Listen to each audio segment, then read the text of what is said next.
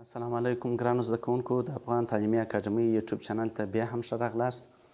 د دوولسم ټولګي په فزیک کې د نن ورځې درس مو ډېر مهم درس دی، د غږ چټکتیا ده. نو د مکتب زده کوونکو به هم زما څخه ډېر دا پوښتنه کول چې د غږ چټکتیا اصلي فرمول څنګه دی، څنګه لاسته راځي.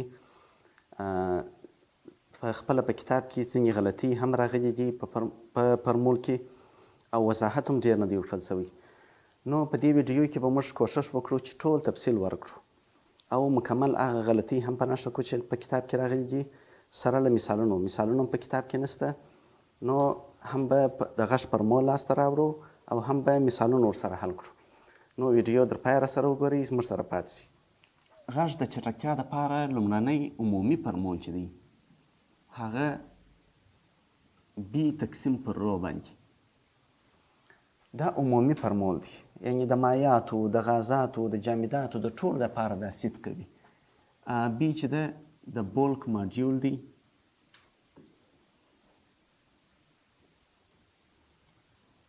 او رو چې ده د مادې کثافت دی.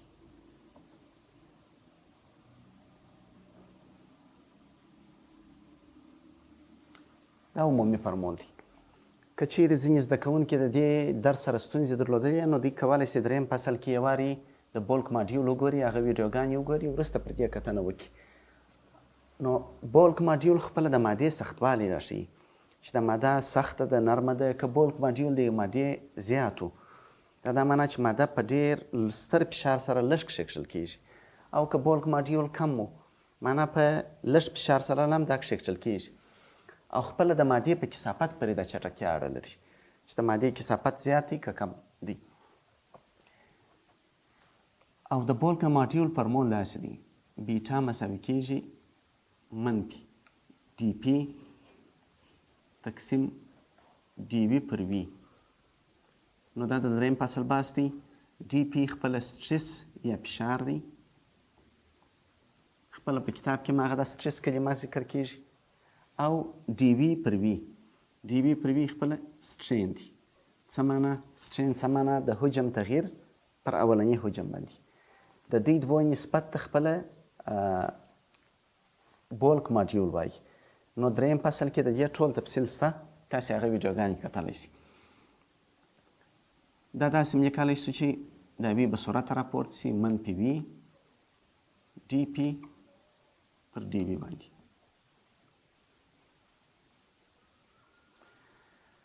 دا د دې رابطه ده. راځو د غږ د چټکتیا دپاره اولنی فرمول چې دی د غازاتو دپاره هغه د نیوټن فرمول دی.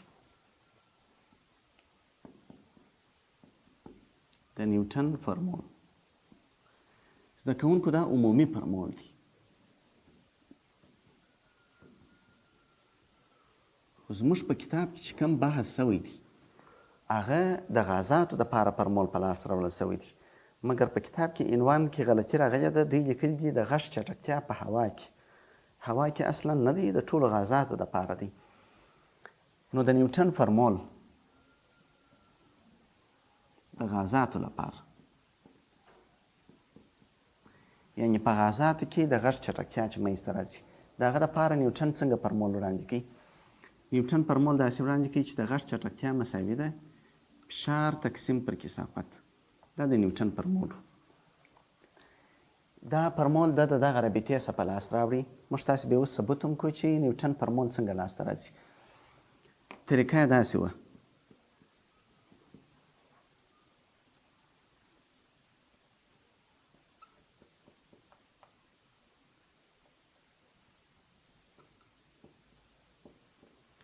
نیوټن وویله وایي کله چې اواز خپله په غازاتو کې خپریږي د ده د تودوخې درجه تغییر نه کوي. دا معادله خو ستاسې په یاده پی وي مساوي کېږي ان آر ټي. فشار، حجم د دوی دوه اصلي ضرب مساوي دي د مولونو تعداد، د غازونو ثابت او د تودوخې درجه په کالوین باندې. نو د نیوټن دا فرضیه وکړله چې د تودوخې درجه تغییر نه کوي. د تودوخې درجه چې کله تغییر نه کوي، دا خو نو د ثابت تودوخې د ثابتې تودوخې درجې یا د ایزوترمل پروسه بلل کېږي. نو نیوټن وویل چې د تودوخې درجه ثابته ده. رابطه داسې د لیکل چې پی وي مساوي کېږي په کنسټنټ یا ثابت سره. ثابت. نو دوی ویل چې فشار ضرب حجم د دوی دوه سي ضرب ثابت وي، ځکه د تودوخې درجه د ثابته فرض کړي. یعنې د اواز په خپرېدو کې د غاز د تودوخې درجه تغییر نه کوي. نو د دغه ځای څخه زه اوس د بولک ماډیول پیدا کوم، په هغه فرمول کې وضع کوم، د نیوټن فرمول په لاس راځي. راځم د دواړو خواو مشتق نیسو. مشتق دپاره د ضرب فرمول کاروو. دا فرمول موږ تاسې کاروو. تاسې به په ریاضي کې ویلي کله چې دوې تابعګانې سره ضرب وي د دوی مشتق یو زبر وي، وي زبر یو. یا دا که داسې ولیکئ د وي ډي یو یو ډي وي په دې شکل. نو موږ تاسې به هم د ده مشتق ونیسو. یو وارې به د پي مشتق ونیسو، په وي کې به یې ضرب کړو، د وي ډي پي. بیا به د وي مشتق ونیسو، په پي کې به یې ضرب کړو، د پي ډي وي. د ده مشتق چې ونیسئ دا خو صفر کېږي. دا قیمت به ساده کړو، دا به هغه خواته واړو.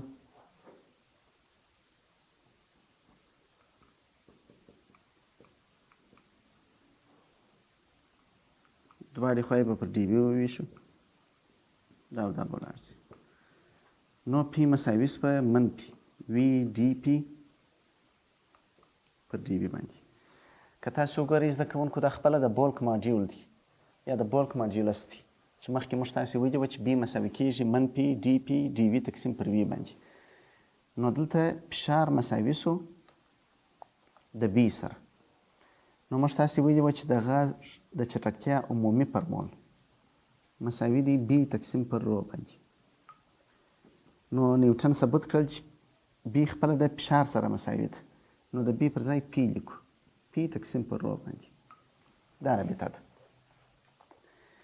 په دې رابطه کې غلطي څه شي ده د نیوټن په فرمول کې؟ که چیرې موږ تاسې قیمتونه وضع کړو په هوا کې د غږ چټکتیا،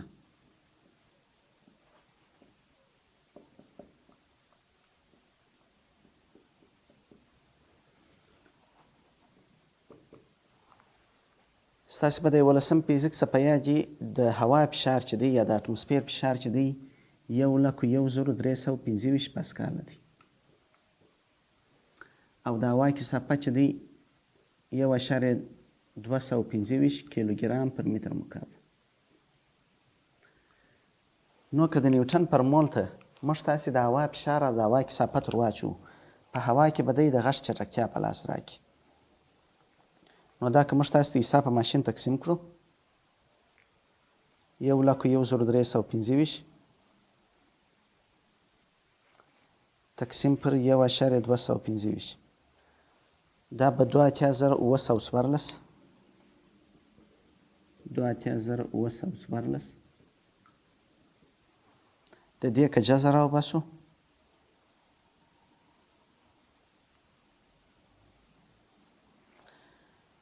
تقریبا 288.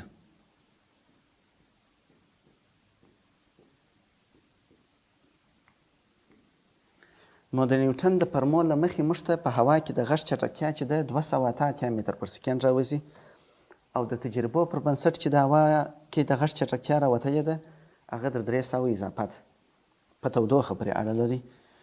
نو دا د نیوټن د فرمول په واسطه باندې د غږ چټکتیا لاسته راوړل دي. نو اوس په دا زده کړو چې د نیوټن غلطي په کوم ځای کې ده او دا غلطي یې چا اصلاح کړل. نو راځو د نیوټن فرمول لاپلاس اصلاح کړي. لاپلاس داسې فرضیه وکړله چې په غازاتو کې چې کله تودوخه انتقالیږي، په هغه کې په غازاتو کې چې کله غږ صورت نیسي، په هغه کې د تودوخې انتقال صورت نه نیسي، یعنې تودوخه صفر ده.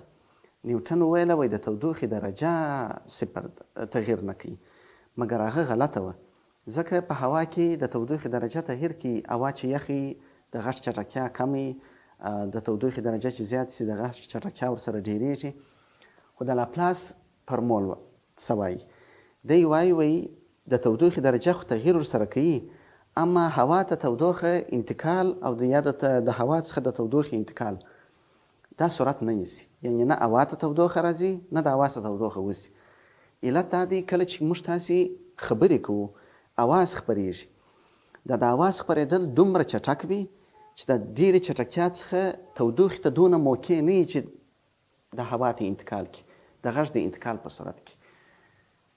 نو لاپلاس فرضیه داسې وکړه چې کیو به صفر وي. کیو معنا د تودوخې انتقال به صفر وي، د تودوخې انتقال دا به صفر وي. نیوټن وویله وایي ټي به صفر وي. ټي د تودوخې درجه ده چې موږ تاسې په سانټیګریډ او فارنهایټ او کلوین اندازه کوو چې هغه بیان په 4 فصل کې دی. کله چې کیو صفر وي دغسې پروسې ته اډیابیټیک پروسه وایي. اډیابیټیک معنا د تودوخې انتقال سرعت نه نیسي.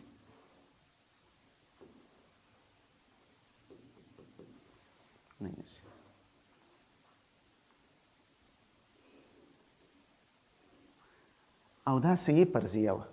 صحیح فرضیه په دې ده ما مخکې هم درته ویل کله چې اواز خپرېږي د اواز خپرېدل دومره چټک وي چې تودوخې ته موقع نه وي چې په دا وخت کې دا په هوا کې انتقال شي.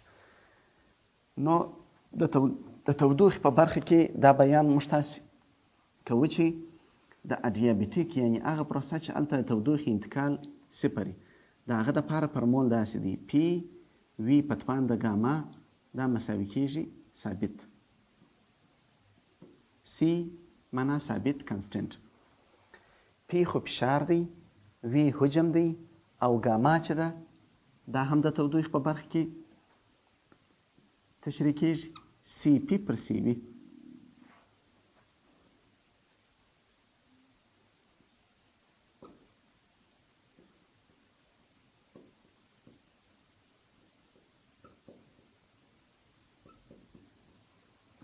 سی پی چې ده مخصوصه تودوخه ده د مول له مخې په ثابت فشار کې، او سی وي چې ده دا مخصوصه تودوخه ده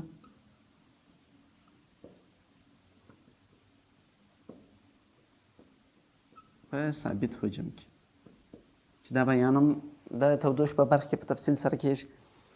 راځم زه بیا د ده څخه د بولک ماډیولس پیدا کوم. د بولک ماډیول پیدا کوو هغه په عمومي فرمول کې وضع کوو چې موږ تاسو ته به د لاپلاس فرمول په لاس راکړي. نو د دې بیا د دواړو خواو مشتق نیسو. یو ځل به د ده مشتق ونیسم د ډي پي په دې کې به یې ضرب کړم وي په توان د ګاما.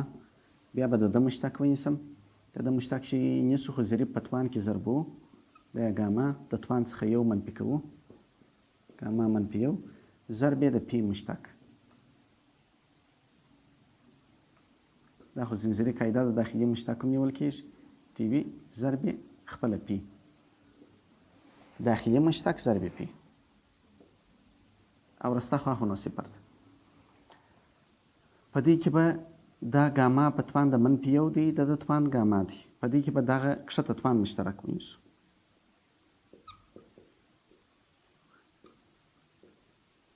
دلته به وي پاته سي.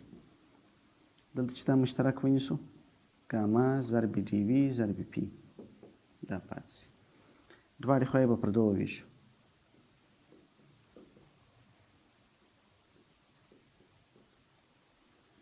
دا او دا به ولاړ سي.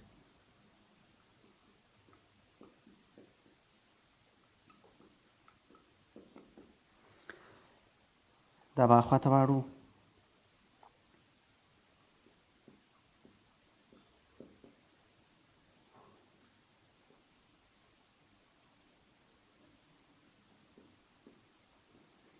او اطراف پر ډي وي وویشو. نو پی ضرب ګاما دا مساوي شول منفي وي ډي پی پر ډي وي. او مخکې مو ویله چې دغه وي ډي پی پر ډي وي دا خپله بولک ماډیولس دی. د ده پر ځای به بي ولیکو. نو پی ضرب ګاما مساوي شول په بي سره. لکه څنګه چې مو مخکې د اواز عمومي فرمول ولیکئ چې موږ ول د اواز عمومي فرمول داسې دی بي تقسیم پر رو باندې. نو د بي پر ځای باندې لیکو پي ضرب ګاما یا ګاما ضرب پی تقسیم پر رو باندې دا د لاپلاس فرمول دی.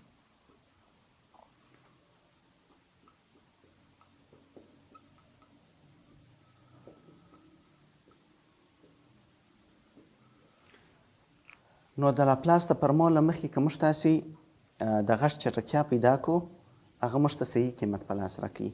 یعنې د یو کرکشن وکړي، صحیحوالی یې وکړي، د یو ضریب ور ضرب کړي چې دغه د ګاما ضریب که ور ضرب کړو مخکې چې موږ تاسې د نیوټن په فرمول کې د غږ چټکتیا 288 په لاس راوړل دی تقریبا 310 332 په لاس راوړي. دا د لاپلاس فرمول شو. نو راځو د لاپلاس فرمول خو په لاس راوړئ. وی مساوي کېږي ګاما ضرب پی تقسیم پر رو. لاپلاس خو نو د نیوټن غلطي ور اصلاح کړه چې کوم ځای د غلطي کړې وه هغه اصلاح شوه. خو موږ تاسې چې خپله د غږ چټکتیا د دې فرمول لاسته راوړو دا خپله ستونزمن دي، ځکه د فشار خپله د تودوخې د درجې سره تغییر کوي. نو بیا د فشار هر قیمت د ارتفاع سره هم اوړي. دا موږ تاسې چې وایي چې د فشار قیمت د اتموسفیر د 1,1325 دی، دا د سمندر پر سطحه باندې دی، یعنې په 0 ارتفاع کې. اوس موږ تاسې که په کندهار کې اوسېږو، کندهار تقریبا په اوسط ډول 1,080 متره د سمندر لوړ دی. که په بل ولایت کې مثلا په کابل کې، کابل د سمندر 1900 متره لوړ دی، غزني 2200 دی. نو دا کله چې د سمندر څخه ارتفاع فرق کوي هلته د اتموسفیر فشار هم کمیږي. چې فشار کمښت کوي نو هر نقطه کې به فشار جلا جلا وي، موږ به دقیق اندازهګیري نشو کولی. نو غواړو د فشار پر ځای باندې د تودوخې درجه وضع کړو. تودوخې درجه اندازهګیري نسبت هغه ته اسانه ده. نو د غازونو خیالي معادله، د خیالي غازونو معادله وبخښئ، پی وي مساوي کېږي ان آر ټي. دا موږ تاسې په کیمیا کې هم د لسم صنف په کیمیا کې هم لوستلې وه. فشار پی خو د غازونو فشار دی، وی حجم دی، ان د مولونو شمیر دی، آر د غازونو ثابت دی، ټي د تودوخې درجه ده. د ان دپاره 2 ډوله فرمولونه وه. یو دا و چې کتله تقسیم پر مالیکولي کتله، کتله پر مالیکولي کتله، او بل فرمول یې داسې و چې ان تقسیم پر ان ای باندې، ان د مالیکولونو شمیرو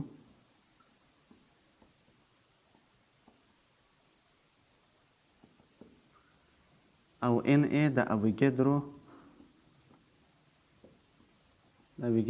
عدد دی. د اویګیدرو عدد بس تاسې د کیمیا څخه په یاد یې 6.022 ضرب لس په توان د 23 مول په توان د -1 یا تقسیم پر مول. یعنې د مادې هر مول 2 نظرات لري. نو زه به راسم په دې فرمول کې به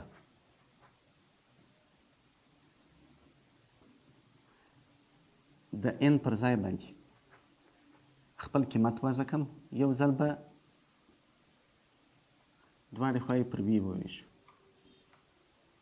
کله چې پر وي تقسیم کړه پی به مساوي سي ان آر ټي تقسیم پر وي باندې. د ان پر ځای به خپل قیمت ولیکو، کوچنی ام تقسیم پر غټ ام، معنا کتله پر مالیکولي کتلې باندې.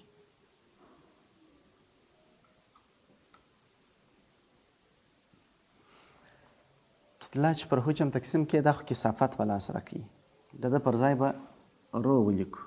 دا یې رو ضرب آر ټي تقسیم پر غټ ام.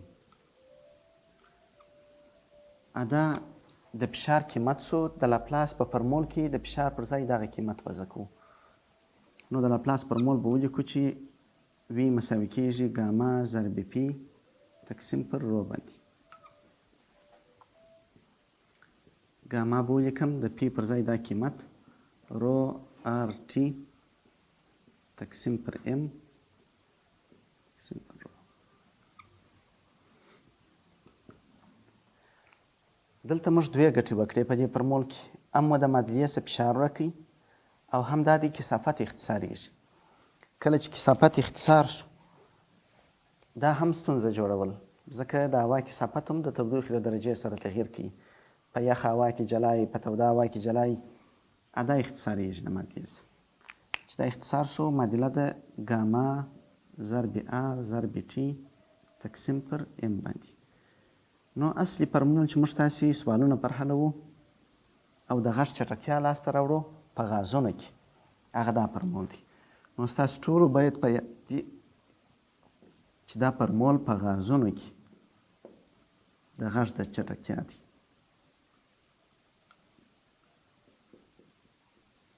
په غازونو کې د غږ چټکتیا ګاما تقریبا 1.4 ده.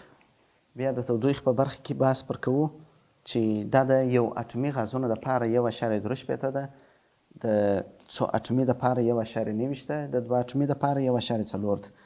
نو تقریبا موږ تاسې قیمت 1.4 نیسو. آر چې دی دا د غازونو نړیوال ثابت دی. ستاسې به د کیمیا څه په یاد وي 8.314 ژول تقسیم پر مول ضرب کلوین. دا د آر قیمت دی. او ام خو مالیکولي کتله ده. مالیکولي کتله د هوا دپاره 90 ګرام پر مول ده. د هرې مادې د هر غاز مالیکولي کتله چې په لاس راوړو هغه د ده اټومي وزن ګورو. د ده اټومي وزن چې هر څومره و هغومره ګرامه د ام قیمت دی. د مثال په توګه کاربن ډای اکساید زه تاسې ته ولیکم. کاربن ډای اکساید د کاربن د کتلې نمبر 12 دی جمع. اکسیجن دا 14 دی. اکسیجن 2 اټومه دی 2 ورضربو 2 چې 14 ورضرب کړو دا 22 دا چې جمع کړو دا 44. نو دا چې د ده مالیکولي وزن 44 سو نو 44 ګرام خپله یو مول دی. دا د ام قیمت دی. نو د ام قیمت داسې لاسته راوړو. او ټي چې ده د تودوخې درجه ده په کلوین باندې. د تودوخې درجه په کلوین دا هم د تودوخې سره اړه لري. کله چې کلوین تاسې پیدا کوئ د سنټیګریډ سره فقط 203 جمع کړي کلوین به تاسو ته په لاس درکړي. نو اوس به پر دا فارمول باندې مثالونه حل کړو چې موږ تاسې په هوا کې په نورو غازونو کې څنګه د هوا چټکتیا په لاس راوړلی شو. نو راځو مثال ته. مثال کې وایو په 20 درجې د سنټیګریډ کې د غږ چټکتیا په هوا کې محاسبه کړي. د تودوخې درجه 20 درجې راکړل شوې ده. دا به لومړی تاسې کلوین ته واړوئ. کلوین ته چې اړوئ 203 ورسره جمع کړي. دا 203 کلوینه. بل په فارمول کې چې کوم قیمتونه دي د آر قیمت دی دا تاسې یاداشت کړئ 8.314 ژول پر مول ضرب کلوین. د ګاما قیمت دی 1.4 او د هوا مالیکولي کتله ده اخو نو 90 ګرامه پر مول ده. ګرام به کیلوګرام ته واړوئ 0.090 کیلوګرامه تقسیم پر مول باندې. فارمول به ولیکو ګاما ضرب آر ضرب ټي تقسیم پر ام باندې. دا یې رابطه شوه. د ګاما پر ځای به ولیکو 1.4 د آر پر ځای 8.314 د ټي پر ځای 203 تقسیم 0.090. دا به ساده کړو. حساب په ماشین باندې 1.4 ضرب 8.314 ضرب 203 3410 اشاریه 28 دا تقسیمو 0.090 باندې.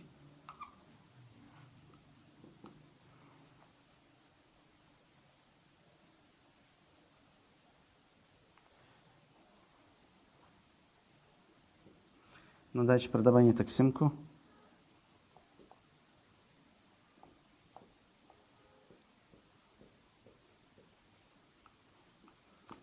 د دا عدد به اوس اجازه راوباسو.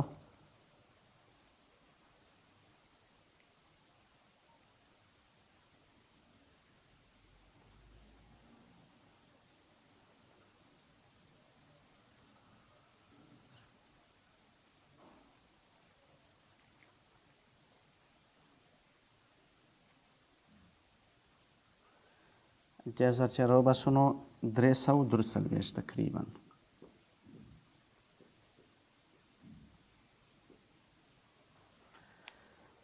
نو په 20 درجې د سانتیګریډ کې د غږ چټکتیا 343 متر پر سکند ده. په تېره مس د نیوټن په فورمول کې ستاسې په یاد دي موږ ته یې د غږ چټکتیا 288 په لاس راکړه. دا خو موږ په 20 درجې کې پیدا کړه، نو په 0 درجې کې 341 ده.